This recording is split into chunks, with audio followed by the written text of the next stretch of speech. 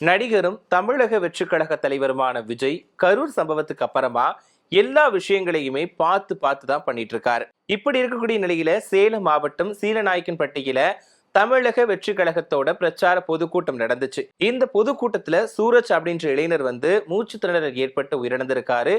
இந்த சம்பவம் பேசு பொருளா மாறி இருக்கு. அதே நேரத்துல நெட்டிசன்கள் எல்லாருமே விஜய குறை சொல்லிட்டு வராங்க. அதாவது சூரஜோட உறவினர்கள் எல்லாருமே பனையூருக்கு போங்க, அங்க போயிட்டு உங்களுக்கான ஆறுதலை வாங்கிக்கோங்க, அது மட்டும் இல்லாம நிவாரணத்தையும் வாங்கிக்கோங்க அப்படின்ற மாதிரி அவங்களோட ஆதங்கத்தை வெளிப்படுத்தி இருக்காங்க. என்ன அப்படிங்கிறத பத்தி இந்த பதிவுல விரிவா பார்க்கலாம். தமிழக வெற்றி கழக தலைவர் விஜய் அரசியலுக்கு வந்ததுக்கு அப்புறமா தேர்தல் பணிகள்ல மும்முரமா ஈடுபட்டு வந்தாரு. இப்படி இருக்கக்கூடிய நிலையில கரூர் சம்பவம் அவருக்கு நிறைய விதத்துல பின்னடைவை ஏற்படுத்தி கொடுத்துச்சு. அதாவது கரூர் கூட்ட நெரிசல்ல சிக்கி 41 அப்பாவி பொதுமக்கள் உயிரிழந்திருந்தாங்க. இது விஜயோட அரசியலுக்கு கொஞ்சம் பின்னடைவா பார்க்கப்பட்டுச்சு. அதாவது குறிப்பிட்ட நேரத்துக்கு போகல, சரியான விதிமுறைகளை பின்பற்றல அப்படின்னு சொல்லிட்டு விஜய் மேல நிறைய குற்றச்சாட்டுகள் முன்வைக்கப்பட்டுச்சு. அதே நேரத்துல இது தொடர்பான வழக்கு விசாரணைகளுமே நடந்துட்டு தான் இருக்கு. கரூர் சம்பவத்துக்கு அப்புறமா விஜய் அரசியல் பணிகள்ல ஈடுபடுறதுல இருந்து கொஞ்சம் தள்ளி தான் இருந்தாரு. இப்படி இருக்கும்போது இப்பதான் மறுபடியுமே அரசியல் பணிகள்ல ஈடுபட்டுட்டு வராரு. அதுவும் பார்த்து பார்த்து எல்லா விஷயங்களும் பண்ணிட்டு வந்துட்டு இருக்காரு. ஆரம்பத்துல பொதுக்கூட்டம் அப்படிங்கிறது ரொம்பவே பிரம்மாண்டமா நடத்திட்டு இருந்தாரு. அப்படி இருக்கும்போது புதுச்சேரியில மாநாடு நடத்தினாரு. கொஞ்சம் பார்த்து பார்த்து கூட்டம் கம்மியா இருக்கக்கூடிய அளவுல எல்லா விஷயங்களும் பார்த்து பண்ணிட்டு இருக்காரு. இந்த நிலையில தான் சேலம் சீலநாயக்கன்பட்டியில விஜயோட பிரச்சார பொதுக்கூட்டம் நடந்துச்சு. எல்லாமே எதிர்பார்த்தபடி குறிப்பிட்ட டயத்துக்கு போயிட்டாரு. அதாவது இந்த பிரச்சார பொதுக்கூட்டம் 12 மணில இருந்து 3 மணி வரைக்கும் தான் நடத்தப்படும் அப்படின்னு சொல்லிட்டு அனுமதி வாங்கி இருந்தாங்க. ஆனா விஜய் கரூர்ல பண்ண தப்ப இதுல பண்ணாம கரெக்டான டயத்துக்கு போயிட்டாரு. கரெக்டான டயத்துக்கு இந்த ஃபங்க்ஷனுமே முடிஞ்சிருச்சு. ஆனா அங்க போதிய அடிப்படை வசதிகளை ஏற்படுத்தி கொடுக்காததுனால நிறைய பேர் மயக்கம் போட்டு விழுந்தாங்க. அதாவது உச்சி வெயில் அப்படிங்கிறதுனால எல்லாருக்குமே வெயில் அதிகரிச்சதன் காரணமா நிறைய பேர் மயக்கம் போட்டு விழுந்தாங்க. அங்க குடிக்கிறதுக்கான போதிய அளவுல தண்ணி இல்லை, இருக்கை வசதிகள் இல்லை அப்படின்னு சொல்லிட்டு நிறைய குற்றச்சாட்டுகள் முன்வைக்கப்பட்டுச்சு.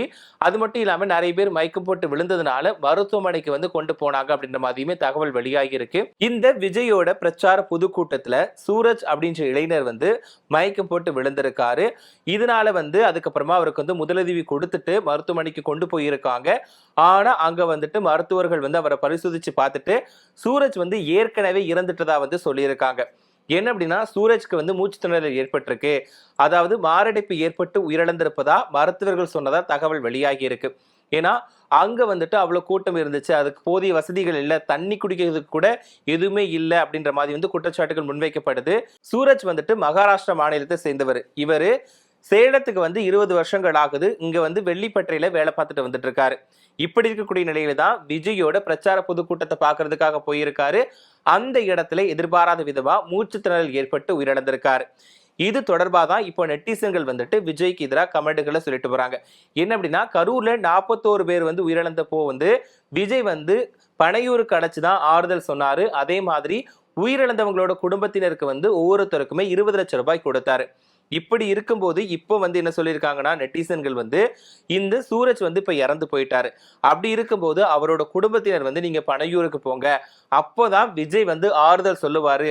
அவர் மற்றபடி நேரடியா ஒன்றும் ஆறுதல் சொல்ல மாட்டாரு. அதே மாதிரி நேரடியா எந்த விஷயங்களையும் பண்ண மாட்டாரு.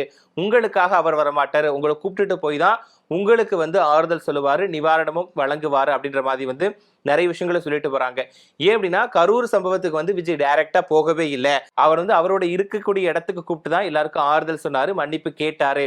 அதே மாதிரி இப்ப சூரஜ் விவகாரத்திலையுமே விஜய் பனையூருக்கு கூப்பிட்டு தான் மன்னிப்பும் கேட்பாரு, ஆறுதலும் சொல்லுவாரு அப்படின்ற மாதிரி நெட்டிசன்கள் வச்சு செஞ்சுட்டு வராங்க. அதே நேரத்துல விஜய்க்கு இதுதான் பொழப்பு. என்னன்னா 12 மணில இருந்து 3 மணி வரைக்கும் எதுக்காக இந்த மாநாடு நடத்தணும், இந்த பொதுக்கூட்டத்தை எதுக்காக நடத்தணும், உச்சி வெயில் அப்படிங்கிறது விஜய்க்கு தெரியாதா அப்படின்ற மாதிரியுமே கேள்வி வச்சுட்டு வராங்க. ஏன்னா விஜய் கரூர் சம்பவத்துக்கு அப்புறமா நடத்தின எல்லா பொதுக்கூட்டங்களுமே மாலை நேரங்கள்ல தான் நடந்துச்சு. ஆனா இந்த சேலத்தில் நடக்கக்கூடிய இந்த ஒரு பொதுக்கூட்டம் மட்டும்தான் உச்சி வெயில 12 மணில இருந்து 3 மணி வரைக்கும் நடந்துச்சு. அதனால எதுக்காக இந்த நேரத்துல வச்சிருந்தாங்க, போதிய முன்னேற்பாடுகளை எதுக்காக பண்ணி கொடுக்கல அப்படின்ற மாதிரியுமே கேள்வியை முன் வச்சிருக்காங்க. அதே நேரத்துல சூரஜ் ஏற்கனவே உடல்நல பாதிப்பால தான் இருந்திருக்காரு. அதனாலதான் இவருக்கு மாரடைப்பு ஏற்பட்டதா நிர்மல்குமார் சொல்லி இருந்தாரு.